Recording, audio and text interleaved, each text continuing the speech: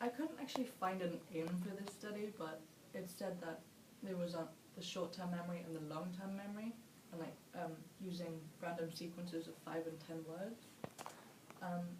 So there were 4 categories. There was acoustic similar words and acoustic dissimilar words, and then for each of these categories, I gave a random sequence of 5 words, and they had to rewrite them immediately in serial order.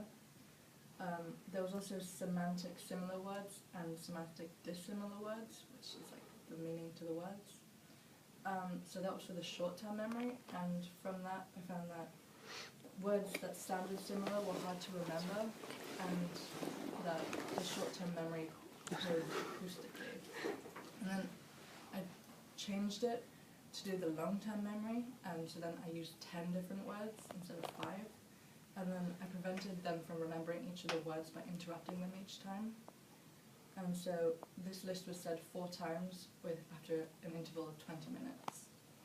And for the findings of the long-term memory, I found that acoustic similarities had no effect on recall. So the words that were said acoustically, no one remembered them. But the words with similar meanings also had poor recall, and that the long-term memory codes semantically, and the short-term codes acoustically. Does everyone get that?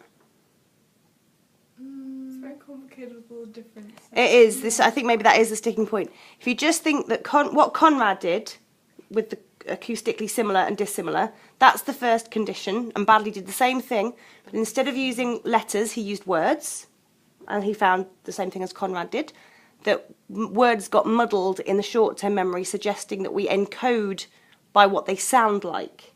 Does that make sense? He then did a similar experiment, but this time with semantically similar and dissimilar words.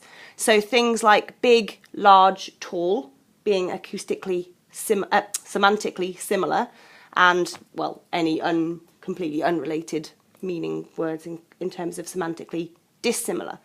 And what he found after long-term recall is that the semantically similar words, they would get muddled when we had to recall them from our long-term memory, because what we're doing is we're processing them by what they mean.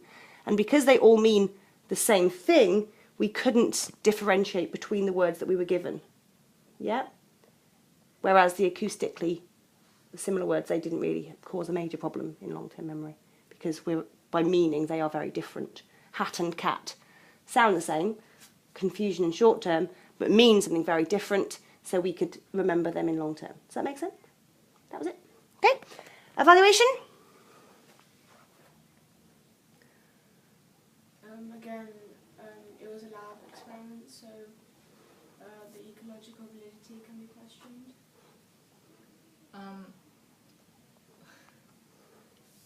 Because people in real life actually do get words mixed up all the time, so it was realistic towards what they were trying to remember. Yeah, it's just trying to explain in controlled experiment why that happens in real life. Good. Anything else? No? Okay. Very good.